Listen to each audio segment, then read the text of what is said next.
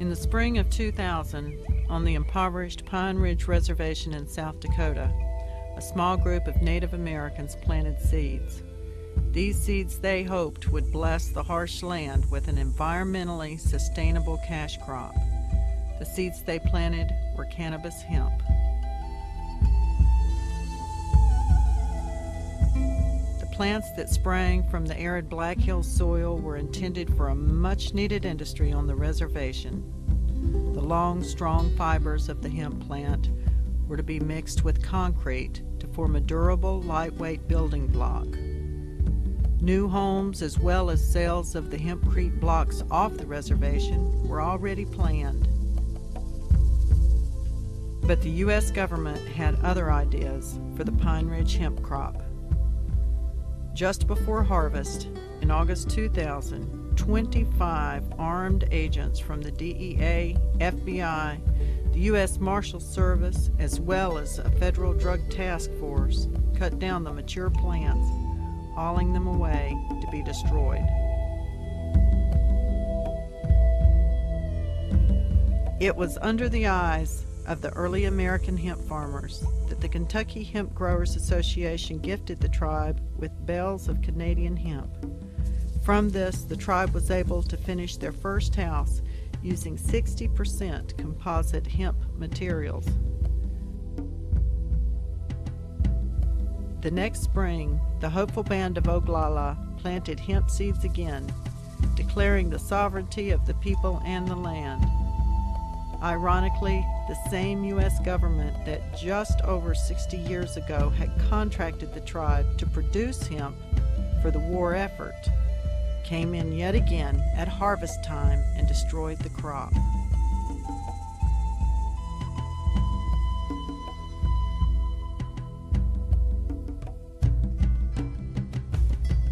The Pine Ridge Reservation is the most economically deprived area in the United States. Many Native Americans see this as just one more attempt at the suppression of the indigenous peoples of this land.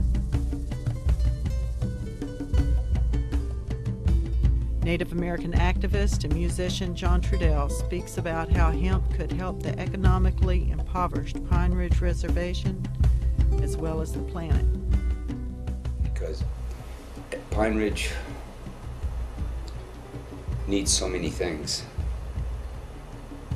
but the core of it is Pine Ridge really needs to have an economic base. And I think that the project that Alex and them are working on for this industrial hemp, I think it's a natural. I mean, it won't solve all of the economic problems of Pine Ridge, but I think it's a natural way of contributing to solving the economic situation there. It would give them a good it would give them a good continual economic base. It's not, I mean, it's not harmful to the land. There's a need for it. I mean, because out of the hemp, you can make so much product.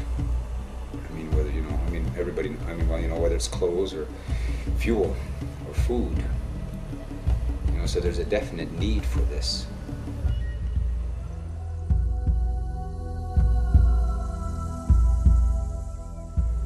See, I think the government's biggest objection to it is that it's a means of creating independent economic bases.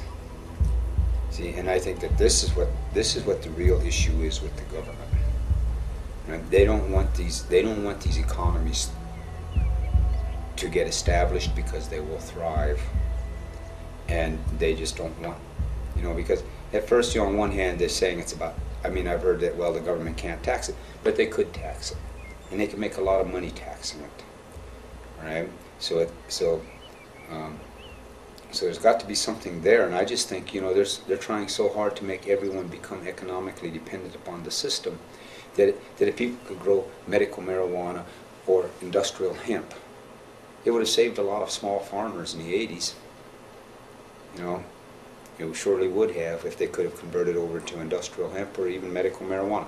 But if the farmers in the 80s, when the bank foreclosures were all going down and many, many small family farms were taken out during that time, something as simple as being able to go to an industrial hemp crop, all right, would have saved many of them.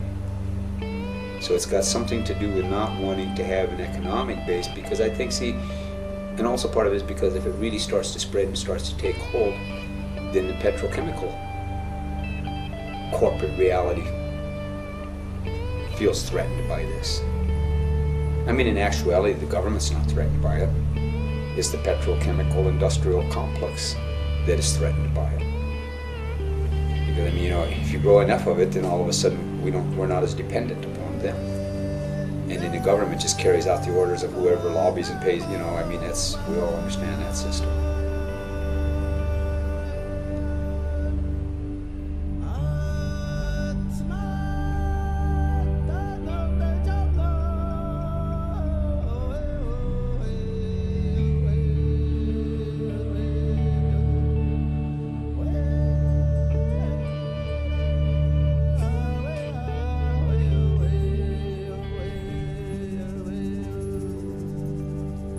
Crazy horse, we hear what you say. One earth, one mother. One does not sell the earth the people walk upon. We are the land. How do we sell our mother? How do we sell the stars? How do we sell the air? Crazy horse, we hear what you say.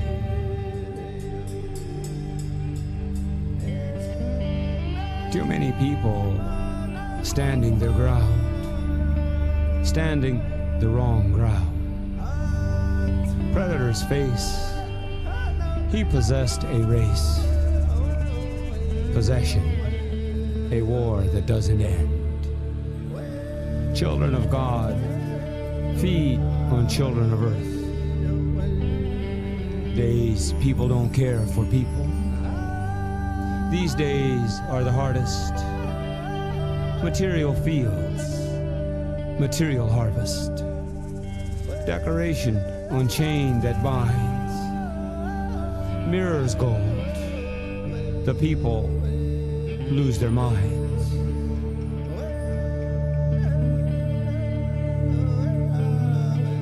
Crazy horse, we hear what you say. One earth, one mother.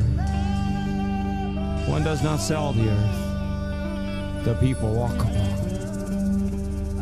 We are the land.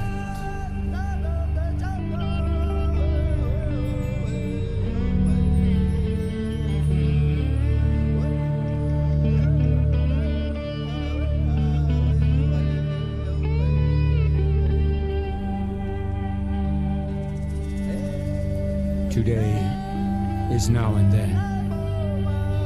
Dream smokes touch the clouds. On a day when death didn't die, real world time, tricks, shadows lie. Red, white, perception, deception. Predator tries civilizing us, but the tribes will not go without return. Genetic light from the other side. A song from the heart, our hearts to give. The wild days, the glory days live. Crazy horse, we hear what you say. One earth, one mother. One does not sell the earth the people walk upon. We are the land. How do we sell our mother? How do we sell the stars? How do we sell the air? Crazy horse, we hear what you say. Crazy horse, we hear what you say. We are the seventh generation. We are the seventh generation.